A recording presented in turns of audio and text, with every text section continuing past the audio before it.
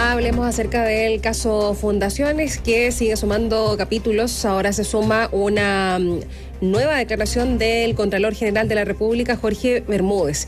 Él ayer advirtió una serie de debilidades del diseño institucional, así las llamó, y propuso 8 medidas para regular las transferencias a organizaciones no gubernamentales. Sobre los convenios firmados entre la Seremi de Vivienda de Antofagasta y Democracia Viva, el jurista señaló que podrían no existir necesariamente grandes hallazgos o algún tipo de incumplimiento. Y en el gobierno concordaron en la necesidad de fortalecer la regulación, y el ministro de Desarrollo Social, Giorgio Jackson, respondió a la UDI, que lo apuntó como posible autor intelectual de estas defraudaciones, y pidió sustentar las acusaciones con pruebas y no solo con declaraciones.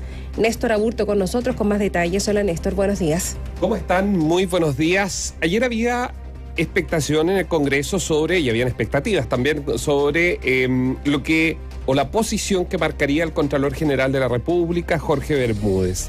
Expectativas que eran diversas, algunas sobre la dureza que podría utilizar, similar a la posición que marcó, algunos lo van a recordar, bajo el gobierno de Sebastián Piñera, y también la última parte de la expresidenta Michelle Bachelet, en que no dudó, incluso utilizando la autoridad, su cuestionado pájaro, el Contralorito, en ser implacable sobre los inicios de las denuncias que habían en materia de corrupción bajo esas administraciones.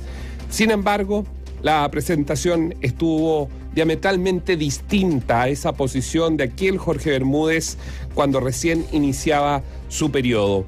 De hecho, una serie de debilidades, marcó varios puntos. Entregó una serie de debilidades del diseño institucional, en que advirtió Jorge Bermúdez ayer ante la Comisión de Vivienda del Senado, en que dijo que sobre el caso Fundaciones, comenzó enumerando 10 puntos que a su juicio deben contar con modificaciones sustantivas. Por ejemplo, dijo Bermúdez que existe falta de densidad normativa en las transferencias que se realizan por parte de entidades a organismos no gubernamentales, e informó de la presencia de una excesiva discrecionalidad en modificaciones presupuestarias, en definición de proyectos que se financian por vía de transferencia, y también en la utilización de la asignación directa. Desde que estalló públicamente el caso registrado en Antofagasta, que está envuelta, recuerden ustedes, la Fundación Democracia Viva, ligada justamente a Revolución Democrática, la Contraloría ha recibido, dijo, 172 denuncias de posible corrupción a lo largo de todo el país.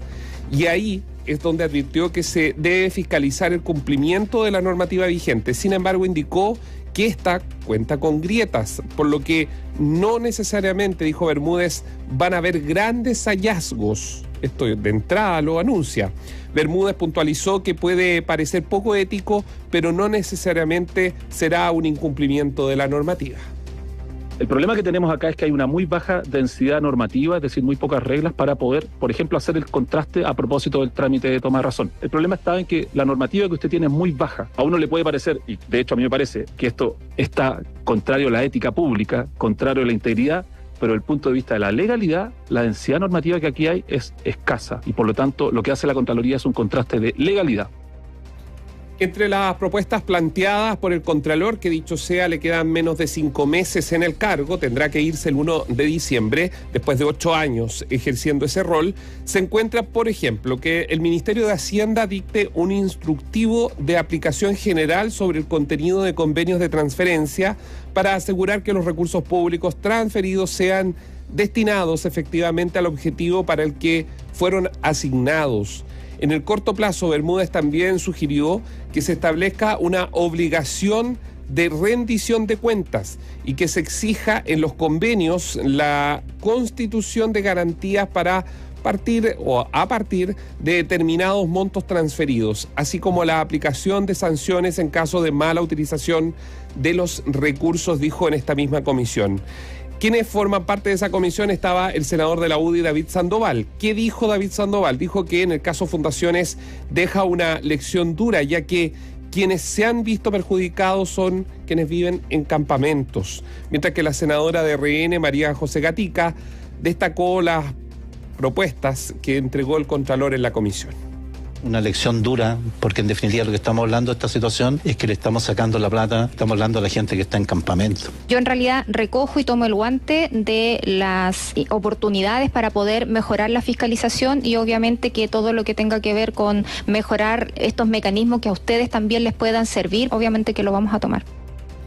El Contralor lo que hizo alusión el día de ayer, el artículo 23, que recordemos fue introducido bajo la última administración de Sebastián Piñera y que busca la obligatoriedad del concurso, es decir, que no haya la discrecionalidad de parte de la autoridad en la entrega de las platas. Eso es el espíritu del artículo 23. Sin embargo, lo que señaló el Contralor el día de ayer, que es algo que nosotros dimos a conocer acá en Bio la radio, tiene que ver, para poder explicar qué fue lo que pasó acá, tiene que ver con una decisión que es netamente del gobierno central, es decir, pasa por el Palacio de la Moneda evidentemente, y que tiene que ver con las modificaciones de glosas presupuestarias. Es decir, el artículo 23 dice que todo aquel convenio debe pasar por un concurso público, es decir, que hayan garantías donde todos puedan participar. Si son fundaciones, que sean todas las fundaciones que puedan o que tengan el talento para hacerlo. Si es el mundo privado, todas las empresas que quieran o puedan participar,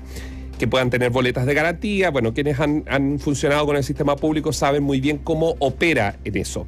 Sin embargo, la vuelta a esto es la modificación de la glosa, que va con la firma de Javiera Martínez de Revolución Democrática y que pertenece al Ministerio de Hacienda porque es la directora de presupuesto del Ministerio de Hacienda. Por eso es tan importante los ojos y lo que puede hacer también el Ministerio Público, que más adelante lo vamos a revisar en la DIPRES, pero también en la Subdere bajo la era de Miguel Crispi, también de Revolución Democrática. Ayer hablaron, obviamente, a raíz de lo planteado por el Contralor Jorge Bermúdez. La ministra vocera, Camila Vallejo, fue consultada por los dichos del Contralor y también por las propuestas que planteó en esta comisión.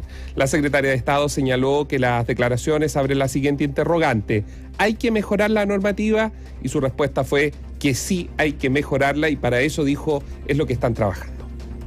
Lo que señala es que a veces, claro, efectivamente, en general hay cosas que se ven poco éticas, pero no necesariamente es un incumplimiento de la normativa. Y ahí es la pregunta que viene, si hay normativa que hay que mejorar. Y nosotros sí creemos que hay normativa que mejorar, porque el espacio para la designación arbitraria de recursos, aunque eventualmente no incumpla la normativa, porque eso está sujeto a sumario, investigaciones sumarias, etcétera, ya es un problema que hay que resolver. Desde que estalló el caso Fundaciones, han sido múltiples las denuncias que han ingresado, se han presentado ante la opinión pública. Nosotros hemos puesto sobre la mesa, otros medios también. Ha jugado un rol súper importante los medios regionales, los medios chiquititos, los medios que están en internet, las radios, que han hecho su propia contribución al debate respecto a lo que ha venido ocurriendo. En muchos casos, la normalidad sobre las modificaciones a las glosas presupuestarias son evidentes, mientras que en otros la triangulación entre familiares de concejales, de alcaldes, de gobernadores, de parlamentarios, etcétera, etcétera, etcétera, también queda sobre manifiesto al ver y al revisar la constitución de esas fundaciones que en muchos casos tienen empresas relacionadas. Desde que estalló todo esto, como ya les decía, ha habido un debate público también en redes sociales. Ayer la diputada del Partido de la Gente, Karen Medina, apuntó sus dardos contra el Ministerio de Desarrollo Social que dirige Giorgio Jackson. A través de un oficio, la parlamentaria presentó una serie de antecedentes que involucran al gobierno regional metropolitano, o sea, al gobierno regional de Santiago, y la Fundación Programa Presente, en la que figura como directora de proyectos Carmen Gloria Jackson, hermana del ministro. Según denunció, el organismo se habría adjudicado recursos públicos para un programa de reinserción escolar a través del GORE. La diputada Medina aseguró que el hecho debe al menos investigarse, mientras que su par de la UDI, Sergio Bobadilla, indicó que Giorgio Jackson tiene que asumir responsabilidades, siguiendo la misma línea de la directiva de su partido, que este lunes acusó que la autoridad podría estar detrás de un ilícito. ¿Qué es lo que se ofreció? Si hay seguimiento de todo lo que ha hecho la Fundación, todos los antecedentes para que esto sea transparente, porque nos parece gravísimo si en este caso se da tráfico de influencias. Yo creo que son demasiados los antecedentes que involucran directamente a este ministro con estas organizaciones que se han concertado para defraudar al fisco. Pero Jackson se defendió y aseguró que no tiene nada que ocultar. instando tanto a la diputada Medina como a los legisladores de la UDI a entregar los antecedentes a la justicia en caso de que los tengan. Considero que es muy grave que tanto la bancada de la UDI y en este caso otros parlamentarios y parlamentarias busquen tratar de inducir una sospecha respecto a lo que no se ha aportado absolutamente ningún antecedente vinculante. Si es que tienen algún antecedente, que lo presenten a Fiscalía, a la Contraloría General de la República y se despeje, pero que no se intente tratar de confundir a la ciudadanía tratando de mezclar temas para tratar de enlodar la imagen de un u otro integrante del gabinete. La fundación en cuestión, en la que trabaja la hermana de Giorgio Jackson, no ha recibido, al menos en el sistema público, del gobierno central, es decir, por ejemplo, del ministerio que dirige su hermano o de alguna otra de las secretarías de Estado. No es el caso, digamos, que queda evidente en la asignación de recursos desde el GORE, desde el gobierno regional, que es un poco lo que ha pasado. Recuerde que aquí hay varios escenarios. Están, por un lado, las corporaciones municipales, que también están en la mira desde hace mucho tiempo. Luego vienen el gobierno central, que es como se destapa Democracia Viva, que son asignación a través de convenios, que para que no vaya una toma de razón el convenio, se realizaron varios, 3, casi por las mismas características, en un corto plazo, para poder pasarle los más de 400 millones de pesos. Y está el tercer escenario, que es el que se abrió en los gobiernos regionales. Gobierno regional de Antofagasta, ya lo sabemos, con la pintura de fachada. El gobierno regional del Maule, donde hay 2 escenarios. Está el escenario de la entrega, pero además de la petición de que se contrate gente. Y está el otro escenario que tiene que ver con la región de la Araucanía, que es similar a los otros, donde tendrían algún tipo de relación o se conocerían a quienes se les asigna una fuerte suma de dinero para la administración a través de fundaciones. Eso es el estado de arte. Aquí está, más adelante ustedes lo van a revisar, las investigaciones judiciales, pero en materia política, como usted escuchó, el Contralor ayer, lejos de ese Contralor de cuando recién había llegado en la era Bachelet, luego con Sebastián Piñera, con Contralorito, donde apenas se hacía una denuncia, Contralorito lo confirmaba y era duro respecto a la posición. Hoy día tenemos a un Contralor que va de salida, que le quedan 5 meses, que seguramente está pensando también en su futuro, donde parecía más un Contralor en una mesa donde está haciendo propuestas, que en una comisión que busca investigar y llegar a la verdad de lo que pasó con las transferencias de estos enormes montos. Ya van cerca de 15.000 millones de pesos que investiga la justicia, y esto podría eventualmente seguir subiendo. A ver, el debate es cómo separar en primer lugar la paja del trigo, ¿no es cierto? Porque está bien, pueden haber personas vinculadas a alguna fundación que tengan algún grado de parentesco con un personero de gobierno, pero que no están en la toma de decisiones de la fundación. Exacto. Que podría ser en el caso de la hermana de Giorgio Jackson, porque sean fundaciones que no hayan recibido asignaciones directas. Claro. A ver, yo creo que aquí es muy importante, en primer lugar, a ver, respecto a lo que dice el Contralor. El Contralor habla de una falta de densidad normativa, bueno, esas expresiones, pero en el fondo, ¿qué es lo que dice? Que tenemos un Estado que no se ha puesto a la altura. O sea, la modernización del Estado significa, entre otras cosas, que sea mucho más diligente en el gasto de los recursos públicos. Y eso incluye, por ejemplo, que haya normativas respecto a las fundaciones, no para estrangularlas, sino para exigirles contabilidad, transparencia, seguimiento de los objetivos propuestos a la hora de ganarse una licitación, y que no haya asignaciones directas, que haya concursos. Es que ¿sabes lo que pasa, Aníbaldo? Que técnicamente eso está. El problema acá es la relación, es que hay una discrecionalidad, por eso, de la entrega de los recursos. Pero si yo miro, es un problema efectivamente hay un plan, y entregan el plan y dicen, mire, cada cuánto tienen que... Hay 2 cosas. Uno, que hay un espacio para la discrecionalidad de la asignación de los recursos. Ese es un tema. Que eso debiera reducirse. Sí. Y lo segundo, que hay que seguir la plata. Aquí no hay seguimiento a las tareas que se proponen o que se proponen para obtener esos recursos. Entonces, claro, como tú dices, vamos a hacer tal cosa. ¿Quién garantiza? ¿Quién persigue? ¿Quién escruta de que eso se haya realizado? Mira, se le queda, para el futuro, le quedan 5 meses al Contralor. Se queda como una especie de anotación al margen, como diríamos en su libro. Algo muy importante, ¿por qué el Contralor no hizo o no levantó la voz si él vio que estaban haciendo un vendaval de tomas de razones sobre cambio a las glosas? donde está el Contralor diciendo en el año 2022 todas las firmas que tenía que hacer. Está bien, legalmente le corresponde porque es una toma de razón que llega del gobierno, pero también, así como, insisto, con las otras administraciones, Bachelet, Piñera, solo basta ver en el Twitter de Contralorito lo que decía Contralorito sobre, que es obviamente el criterio que de la institución que él dirige, sobre la posición respecto a distintos temas. Hoy día lo vemos en una posición diametralmente distinta. Es raro. Y esto le parece raro no a uno, le parece raro, si el Contralor nos está escuchando, a sus pares que también saben, tanto algunos de derecho administrativo como de derecho público. Ojo allí. Ahora, el que el Contralor General de la República utilice estos conceptos de los que hemos hablado, falta de densidad normativa, grietas financieras del Estado, excesiva discrecionalidad, que es esto de entregar dinero a dedo casi o sin mayor fiscalización, es muy fuerte. Es muy fuerte por varias razones. Uno, porque desde cuándo es así, siempre ha sido así, va a seguir siendo así. Dos, ¿por qué no se vio antes? ¿Por qué no lo advirtió? ¿Por qué no se advirtió antes? En fin, es muy, muy duro y muy, muy complicado además, porque esto refuerza lo que él decía en su otra declaración hacia la prensa, porque esto lo dijo en la exposición, no hay en el Parlamento, en el Congreso, en relación a que había como casi que bajar las expectativas en torno a lo que pueda suceder después de la investigación que se está haciendo del caso Fundaciones. Casi como que esto en este verdadero bolsillo de payaso en donde puede caber todo, con la excesiva discrecionalidad, la falta de densidad normativa, las grietas financieras del Estado, todo lo que ha sucedido puede eventualmente caber. Y esto quedaría hasta acá.